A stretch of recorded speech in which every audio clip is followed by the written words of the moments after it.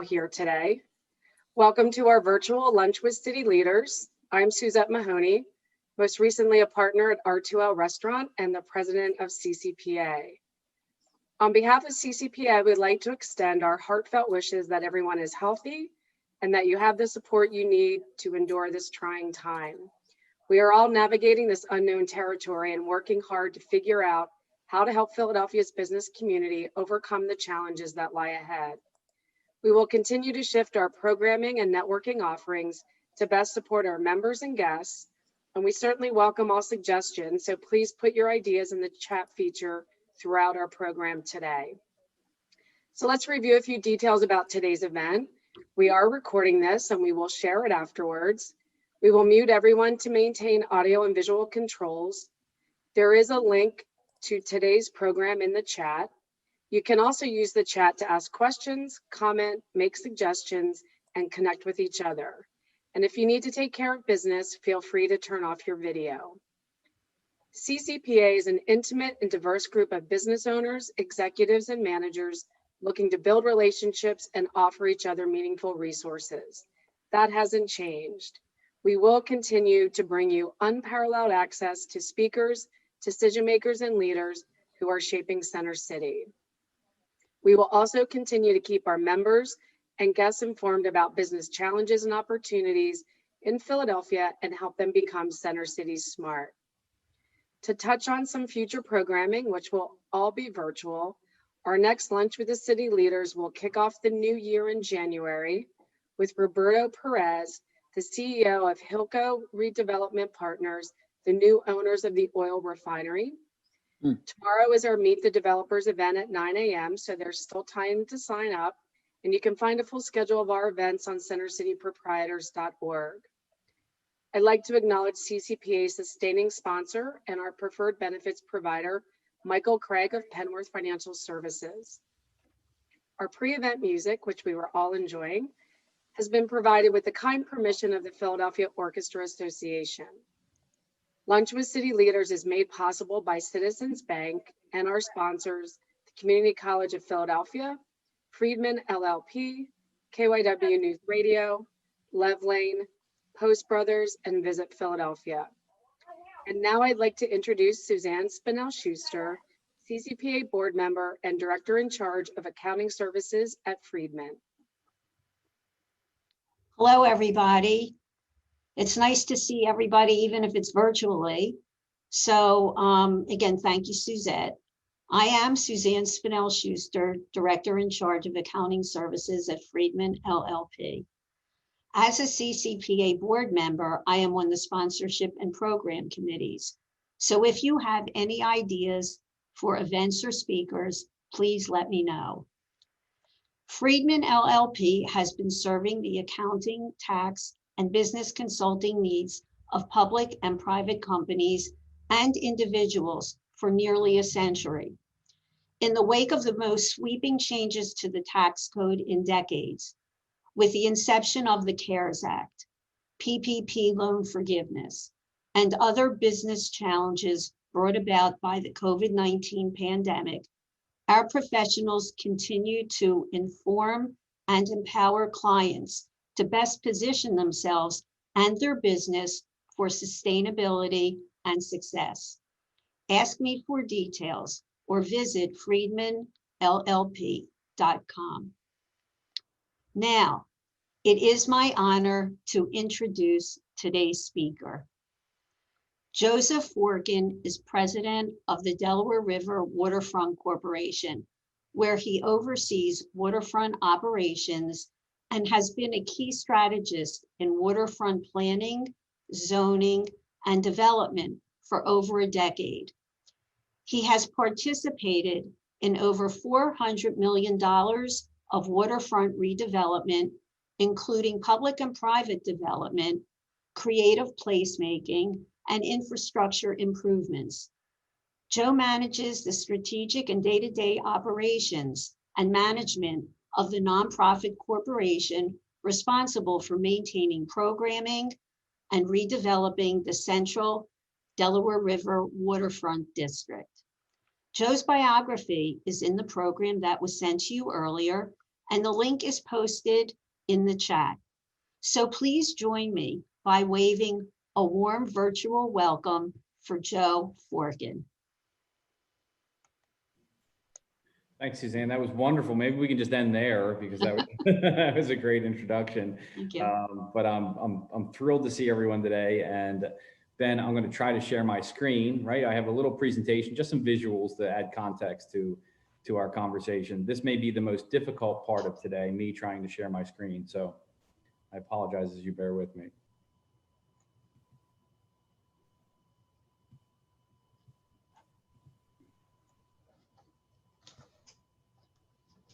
Can everyone see that? Yes. Right. All right, so thanks again, Suzanne. Again, I'm Joe Forkin, president of the Delaware River Waterfront Corporation. As I said in our breakout group earlier, welcome to my kitchen. I did not make it into the office today, so there's bound to be a dog barking or a contractor walking by at some point in time. So I'll just give a slight courtesy of if you hear noises, I apologize. But I am the president of the Delaware River Waterfront Corporation. DRWC is a 501c3 nonprofit organization, but we also call ourselves a quasi-public organization in that we do a lot of work in conjunction with the city of Philadelphia and the Commonwealth of Pennsylvania to try to renew 6 miles of waterfront in Philadelphia.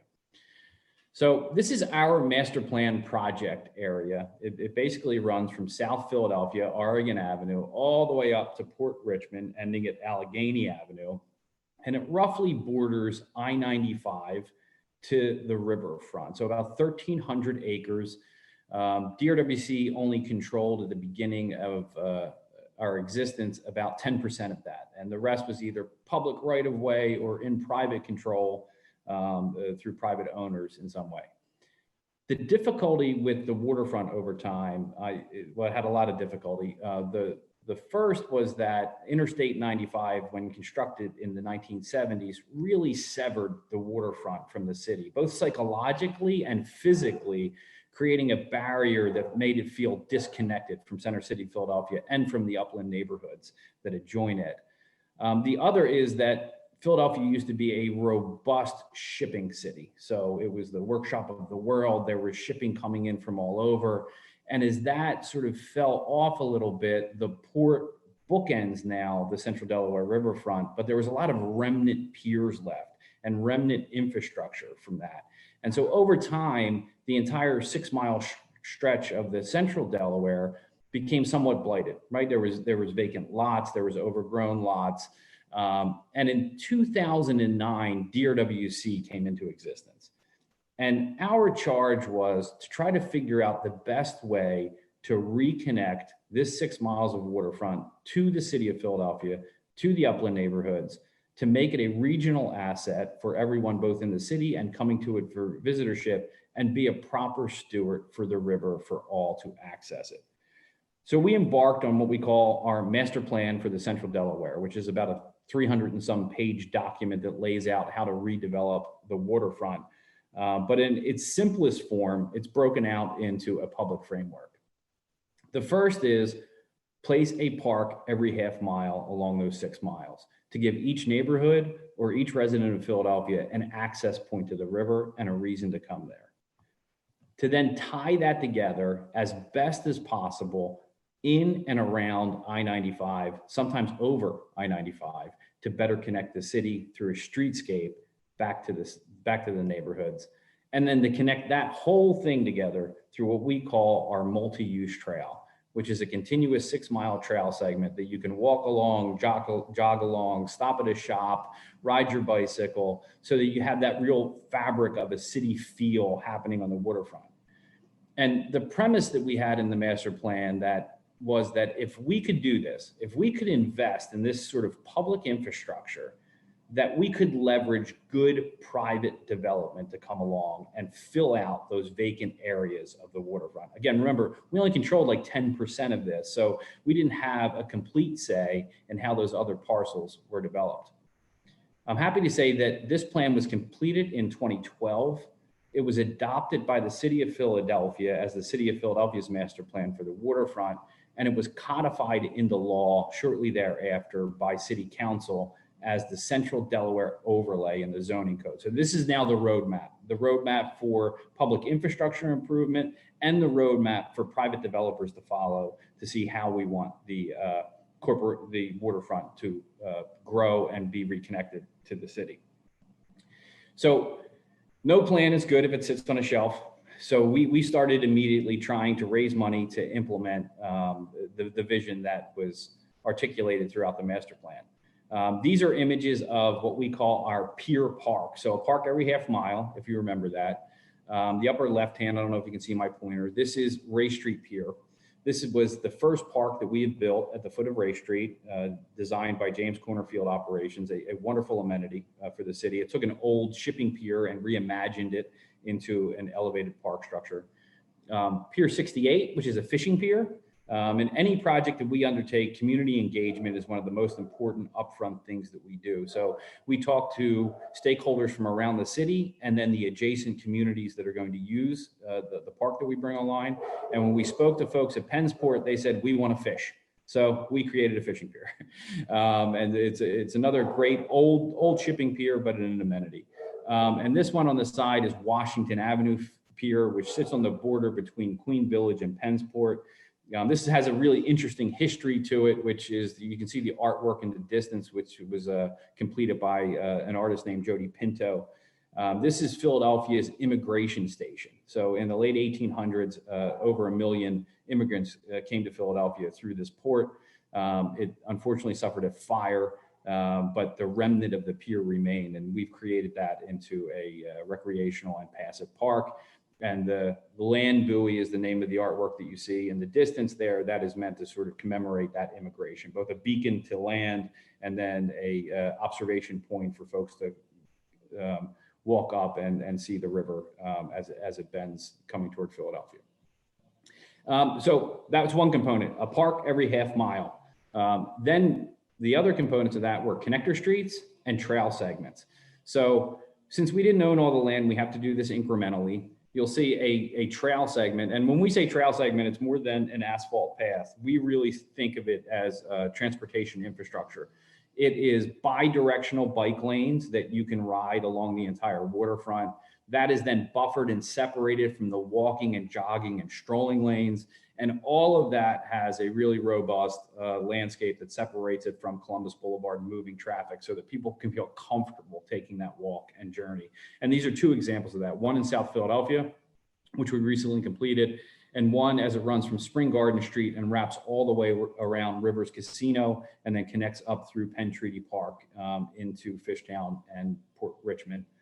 And the bottom are examples of connector streets. Spring Garden, which was one of the largest connector streets in the central Delaware, and the closest that mass transit gets to the waterfront, that's the L stop that's there, and then Ray Street on this side connecting Old City down to Ray Street Pier that we completed there. There's some great stories about these. I've been on the waterfront, as Suzanne said, quite a while and working at this quite a while.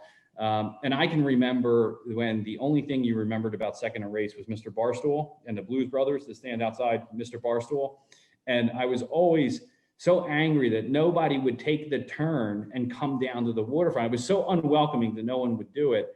And I'm happy to say today with just these sort of lighting, graphic, landscape improvements that it now creates a really good seamless connection. And you can see people walking, strolling, and walking back and forth between Old City and the waterfront.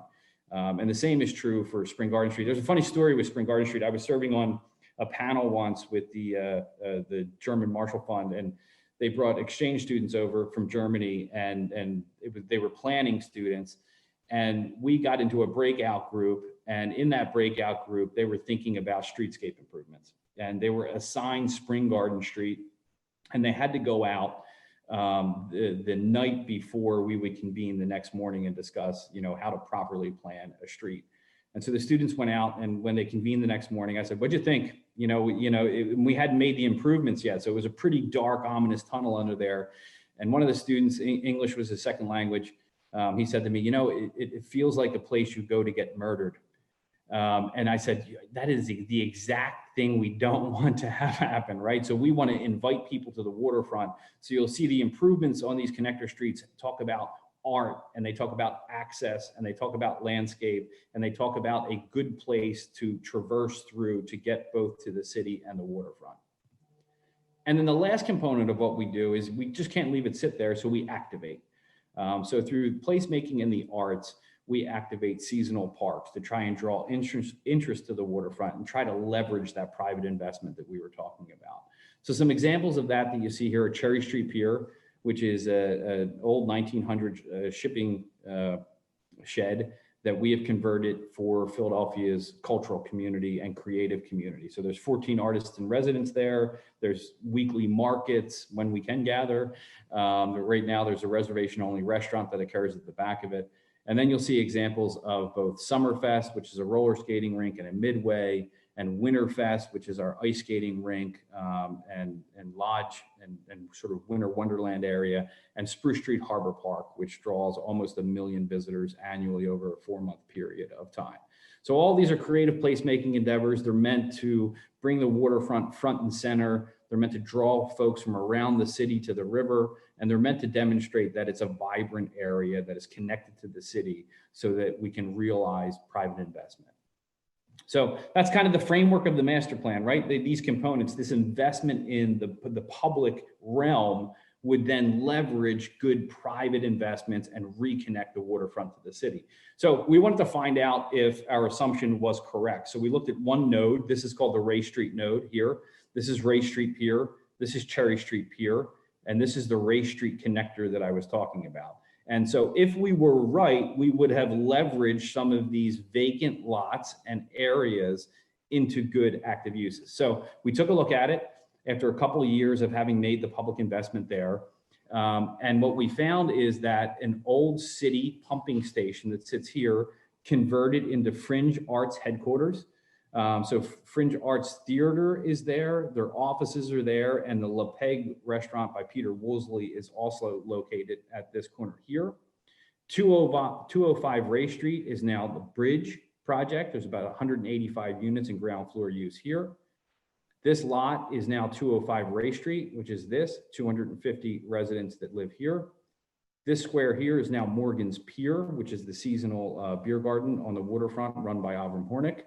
This is our lot. This was a Vine Street lot. I'll talk about this a little later, but we now have a partnership and have sold this lot to the Durst organization. And the Durst organization also purchased this entire assemblage of pier structures and marina that you see here. So we thought, hey, it worked. And since it is working and we are leveraging good private opportunities on the waterfront through the public investment, it may be time for us now to dispose of some of that 10% of land that we own. So this is what we call Festival Pier. These were the worst waterfront uses that you could possibly think of.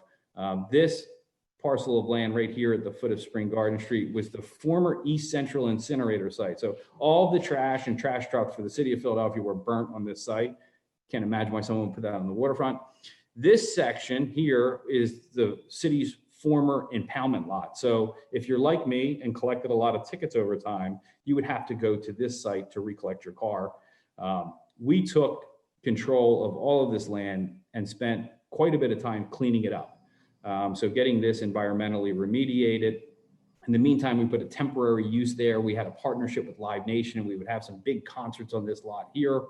But seeing that there was a desire to invest in the waterfront, we issued a request for proposal for private development of this land. And when we do that, we always list a couple objectives here. One is an overall waterfront objectives, what we're looking for the waterfront as a whole, and then what we're specifically looking for any parcel of land that we put out for an RFP. And that has to do with the community engagement and stakeholder engagement that we had. So I'm happy to say we got responses to this. Phase 1 of the construction is underway and completed with a new riprap edge. Here, we partnered with a group called, it was a joint venture. The name of the LLC here is Waterview Developers, but it's a joint venture between Haverford Properties and Jefferson Apartment Group. There's expected to be over 500 residential units, an active corridor held down Spring Garden Street to connect Northern Liberties comprehensively into the site. and then active edge retail on either side. And of course, most important to us is access to the river and how to properly integrate private development into that public realm and public space. So you'll see here a generous connection of both an on-road trail with a park system and then amenities to string around the entire site and an active Spring Garden Street corridor. I'm also happy to say that this has its permits from the Army Corps of Engineers and the Department of Environmental Protection, as well as zoning from the city of Philadelphia, and they're now pursuing their building permit. So if we're lucky, this development will be underway very soon. And here's a rendering of what that will look like when completed. So similarly, since we saw investment, this was our Vine Street lot. DRWC had purchased this outright in 1999. It has a great history to it. It was called the West Shipyard. So it's one of the only historically certified archaeological sites in the city of Philadelphia, but still a valuable site adjacent to the River's Edge community and the waterfront. We put this out for RFP in June of 2018, again, going through both overall waterfront development objectives and then site-specific objectives. This happened to have great history, as I said before, associated with the West Shipyard and the Wood Street steps, which were steps that used to reach the waterfront that William Penn had built in his time. We successfully partnered with the Durst organization on this project. They went through an extensive archaeological investigation of the site, and we opened it up to the public so they could see this. That archaeological investigation helped to inform the ultimate design and siting of the buildings that will be on the site. And this is a rendering of that building, which is currently in design and approval process. So we figured it worked. It worked on a small scale. It worked on a sort of per site scale. So we turned our attention back to Penn's Landing, which quite honestly with everyone, we had avoided for quite a long time, because if anyone's from Philadelphia, they will know that there's been many failed development attempts at Penn's Landing. There was a tangle of infrastructure improvements there, from the tram tower to the scissor ramps, which were a part of another development that never happened here.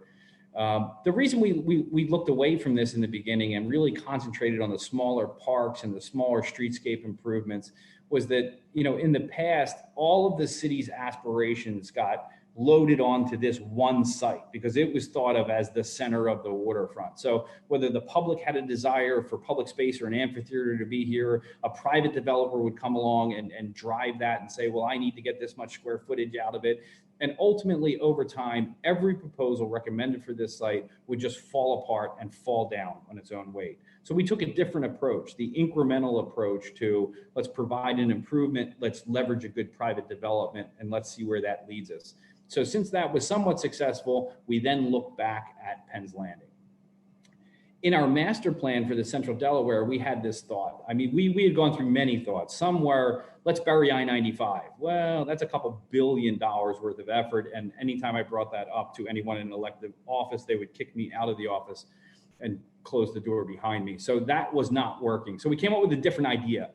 And the idea was, can we do something meaningful in one block? Just one block. So we're not going to bury the whole highway.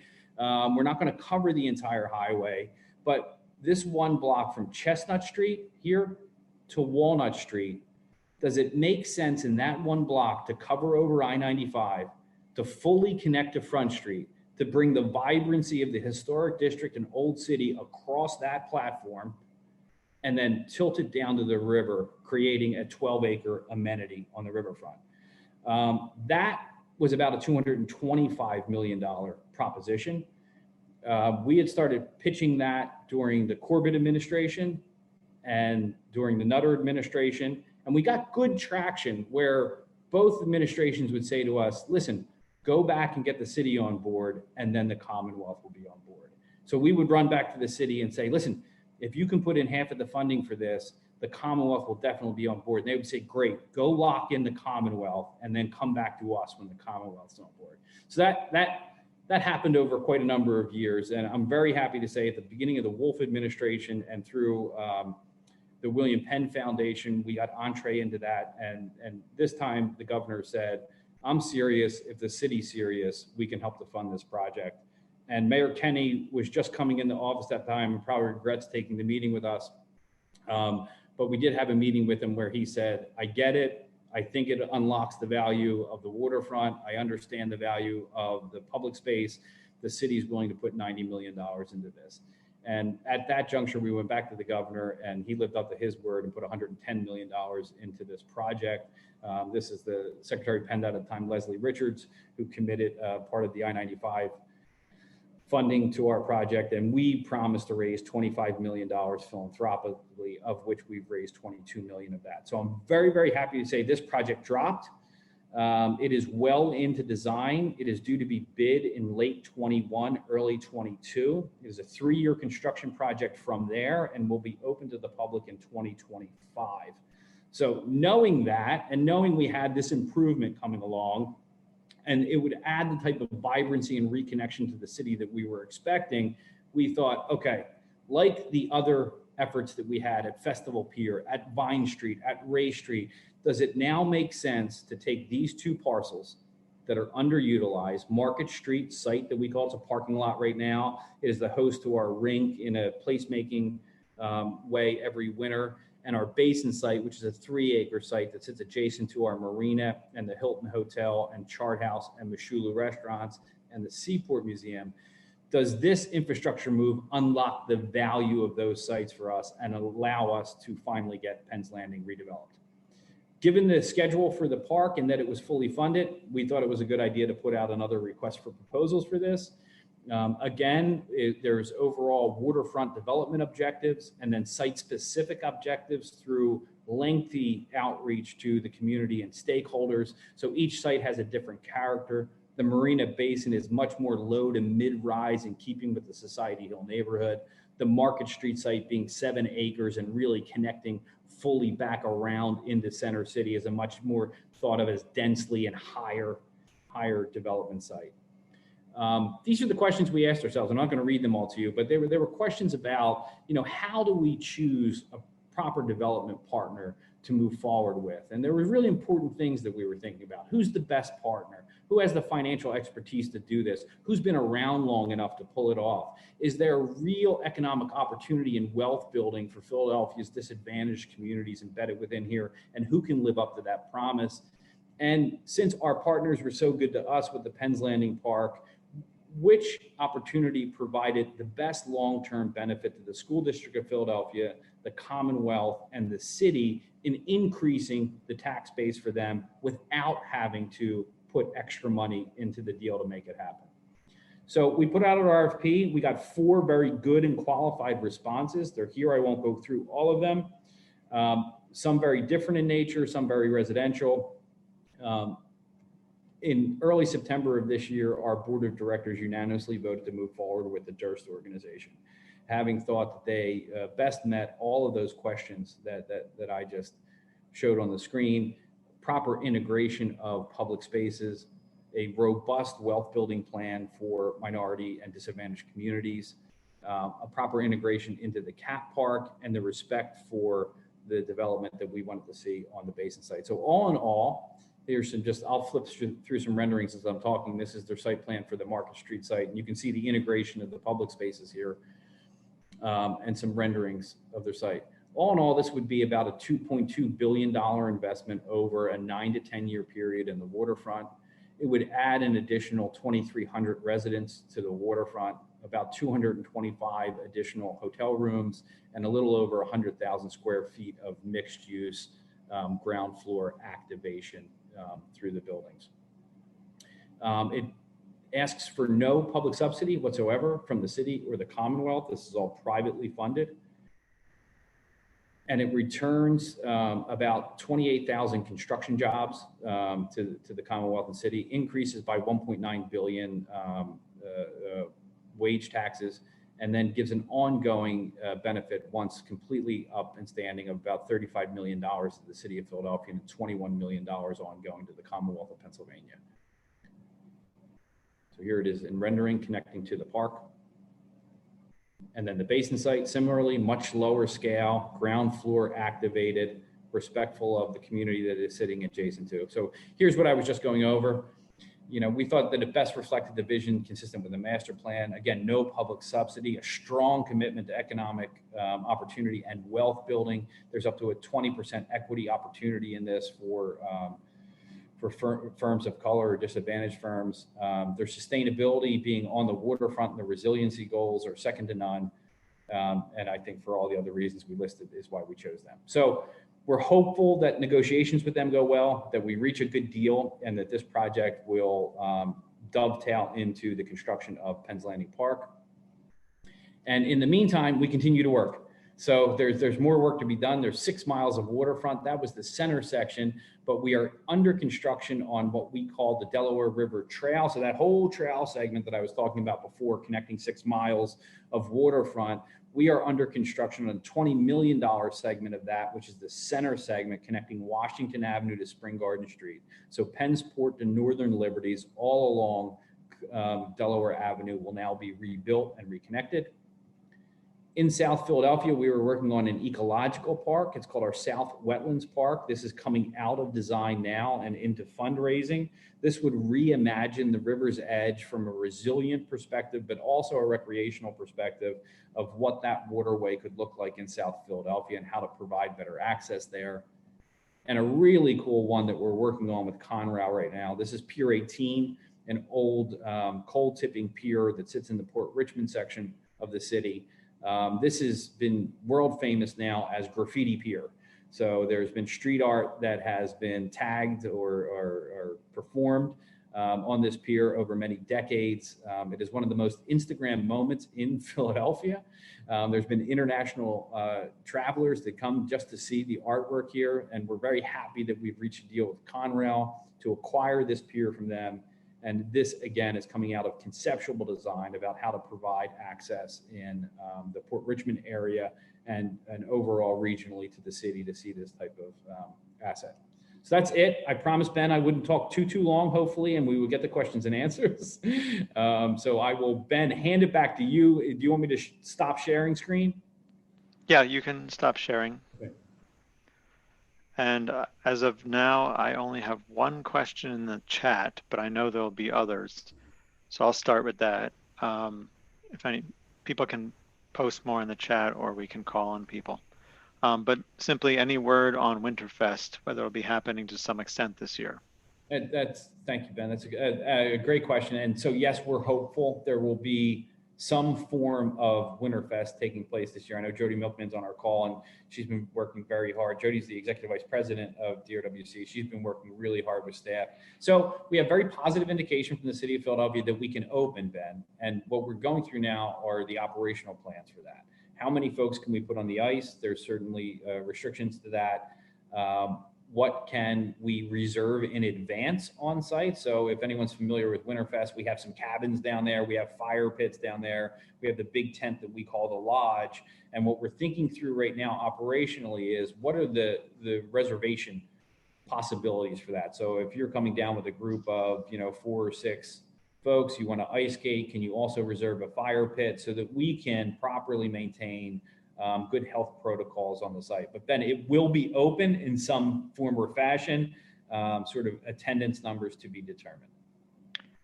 Okay, I've had 2 questions, both related to Durst. Is there a time frame when you hope Durst negotiations are due and construction can start?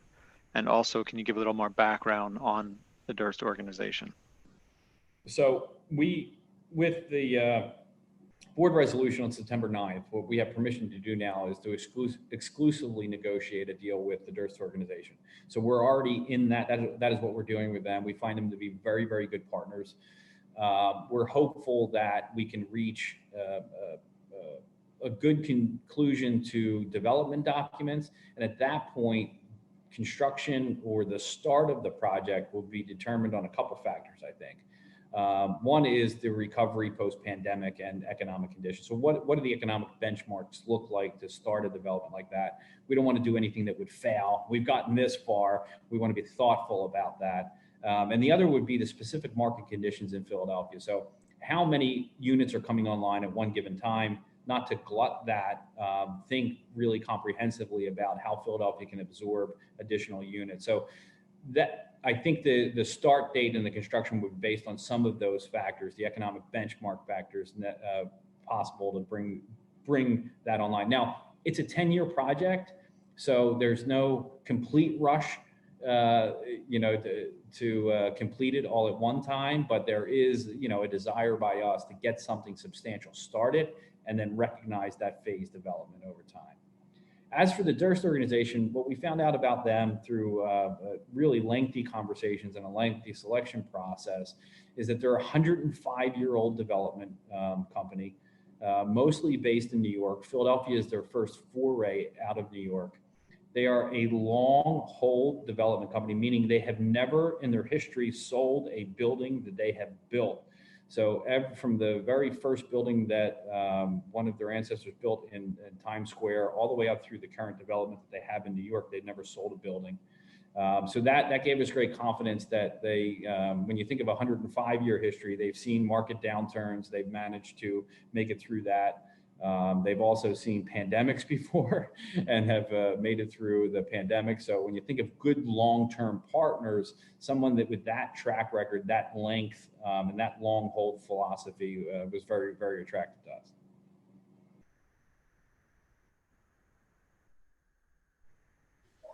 Ben, I have a question, Ben. Go ahead. No. Go ahead, John. Hi, Joe. John Finley with BB&T. You presented to us at Lambda Alpha, I think last year, with a similar presentation, and it was a terrific presentation. And I look for you to, I want to be in touch with you to present to our Union League Real Estate Club in the next couple of months, if I could. That'd be great. Joe, there's been so many stop and goes with Pennsylvania, of course. Once you guys get these, once you get Durst under wraps, under contract, what can, like the half-built tram pillars that were there? I mean, what prevents someone from saying, you know what, we're not doing this? I mean, I know it's a hard question to ask, but answer. It's tough, John. I mean, here's what I think. And I kind of said this in the beginning. What I think the difference is now is that, we had this philosophy that, we were going to do the public side of this. So we were going to put this amazing 12-acre park there. We're going to complete this trail segment for them. All of the events that everyone has come to love on the waterfront, like the fireworks and the different multicultural events, we're going to continue to do all of that. And we're going to do it in a better space and that is better connected as a whole to the city now. So there's a network of parks, there's a network of trails that connect everything. So we think that it's different. So all of the city's aspiration isn't necessarily just on Penn's Landing any longer, so that we can take that better look at, okay, we're going to develop this over time with a good partner and bring on proper phases of that at a proper time. Now we'll have to be smart about that, John, right? So, you could do phase one and walk away from phase one and what sure. you. So that's why I think these negotiations are now so important. Like, how do we get to, okay, if it's only phase one, it's a complete phase one. Now we hope the whole thing, but that's some of the things that we have to think about and tackle. How long does the public money, is that available? Does that expire if it's not used by a certain time? Thankfully, no, but that, once this is in bidding, so at the end of 21, early 22 for the public money that's invested in the cap, that would be drawn down pretty quickly because it's a fast construction process. So about a 3-year construction process to get that standing up. And a portion of that, like I said, almost 20 million of that is already on the ground. So we are already constructing the central portion of the trail. That's 20 million of that. So we're already, well into.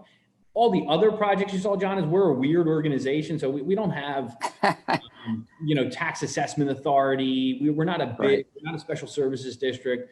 So everything we do to maintain the waterfront or get a capital improvement on the ground is done either through earned income or fundraising.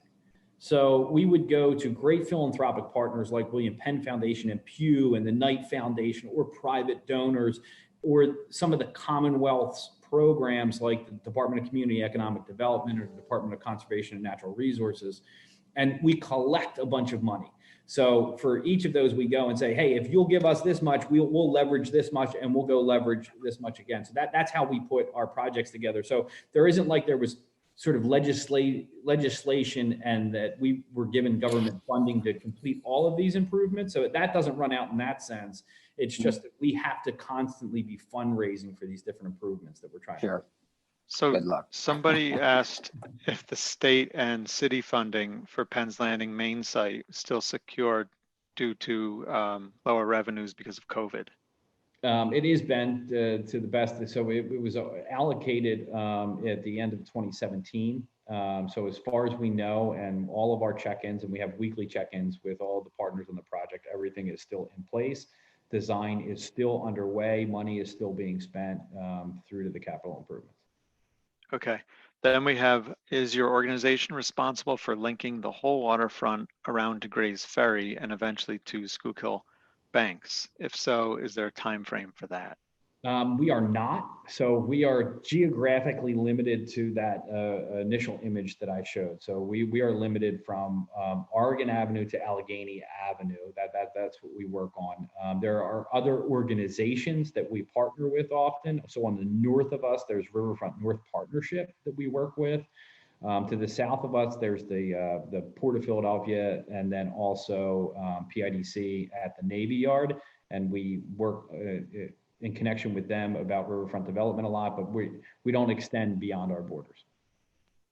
For firms who want to get involved in the project, to whom would they reach out and provide qualifications? So if we're talking about the Penn's Landing project specific, so I'll give you two answers to that. One is if you're interested in doing business with the Delaware River Waterfront Corporation, please go to our website and sign up for our opportunities list or business list email, and any RFP, request for proposal, that goes out would automatically then be sent to any firm that's interested in doing business with us. Number two, for Penn's Landing, since we're in negotiation yet, we're not quite in public outreach. We hope that will start soon. But once public outreach starts with the Penn's Landing project and the Durst organization, there will be opportunities made available for both businesses, community, and stakeholders to be engaged in that process. Marty Tusman, do you still have your question? Yeah, sure. Joe, great presentation. I'm going to ask you, beyond the land that you control and the projects that you're shepherding, speak about the other major plots of land, major areas for opportunity. What synergistically would you love to see there? What's already on the road and in path of development? And just love to get a status beyond just what you control. Sure. Thanks, Marty. There actually is some active development, and hopefully it goes forward now, or when it can with the market. So there's a couple great things that are happening. One, South Philadelphia. There's a piece of land down at 1499 Delaware Avenue that's adjacent to our trail segment in the Walmart down there. And John Farina from U.S. Construction has control of that portion of the land. And he is, from what I understand, pursuing his approvals to go through with a multifamily project down there that integrates into the public spaces and trail networks on that site. Just to the north of that, there's a project that was being run by K4 Associates right next to the sheet metal hall near Reed Street. That project, as I understand now, is pursuing its foundation permits for Tower 1 of it. And then if we jump way to the north, up past Penn Treaty Park, there's the former Delaware Generating Station that is sitting right next to Penn Treaty Park. That has an active development plan there, partly by Joe Volpe from Chesapeake Bay Event Group and Dean Adler, who are looking to repurpose both that building and the entire site into a multi-use project, some being residential, some being entertainment, restaurant, and catering uses on that site, and would be reformatting of office space there as well. And then if we jump a little further north, there was a parcel of land that was controlled by, it used to be controlled by James Anderson, but sold to Concordia and D3 Development, which is currently under site work right now for a fairly substantial townhome development. And that development would complete a trail segment in Port Richmond and then wrap around to the Graffiti Pier 18 parcel that I was speaking about before. So a great half-mile park and public amenity tying into new development. Marty, as you're probably aware, there's lots of other opportunity on the waterfront. There's a former World Trade Center site that still sits there. There's lots of single plots of land that are still along the waterfront.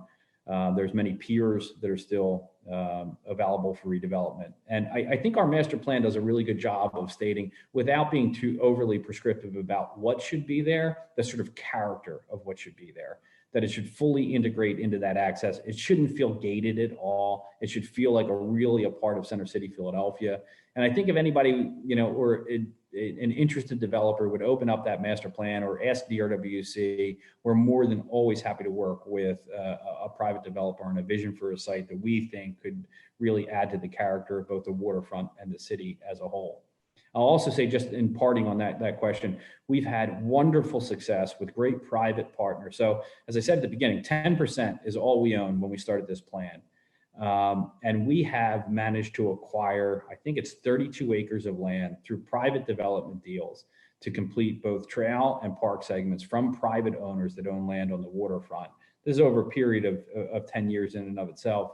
But it was folks that got it. They said, you know what, this is right. This plan feels right. The public access feels right. The integration and access to the river feels right. And I'm willing to turn a portion of this ownership over to DRWC to complete those improvements. Some of these have been probably answered, but there is a question about what still sits atop your and DRWC's wish list for the future. And if there's maybe any innovative, maybe not yet in the master plan, thoughts or projects you'd like to tackle. Yes and yes. So our wish list is long. There's, as I said before, I mean, concentrated between Ray Street and Washington Avenue is where most of the action has sort of happened now. There are those two parcels I talked about with Delaware Generating Station and Concordia, but there's lots of riverfront land. There's 85 more acres controlled by Conrail that runs all the way up through to Allegheny Avenue and through the Port Richmond neighborhood. So there's certainly aspiration there that can come online in some significant way in the future. There's also all sorts of connections that need to be made to neighborhoods. We've completed some connector streets, but that in no way exhausts the 32 primary and 30 secondary connector streets that we've identified to really reconnect everything more fully into the city. And I think in terms of innovation, we would still like to see, I'll take this in a couple parts. One is we still really want to see the integration of arts in everything that we do on the waterfront. So bringing the cultural sense to the activities that happen along the waterfront. And then two, from a resiliency and sustainability perspective, that all new developments that are coming online really meet the most rigorous requirements for sea level rise or resiliency, or building sustainability in itself. And there's going to be a lot of that conversation, I think, happening post-COVID about air handling systems and elevators and all sorts of responsible development citywide.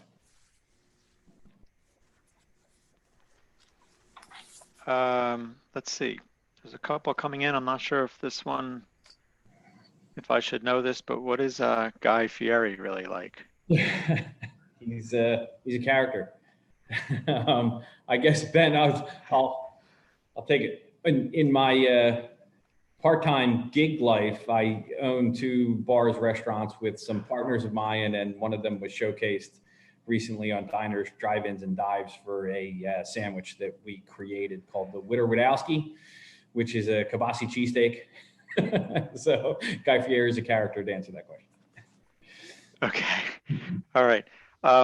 Last one is, what role does the William Penn Foundation play? So William Penn has been unbelievable supporters of the master plan of waterfront redevelopment since we got started. And they continue to be a wonderful support system for us. They continue to provide appropriate funding where they can in their strategic plan. But really, I mean, they have been, when I say they stand side by side with us, and our success, any success that we have is also William Penn Foundation success. I mean, that is a true statement. They have been unbelievable supporters of ours. Okay, well, we do have time for one more question if anyone has one.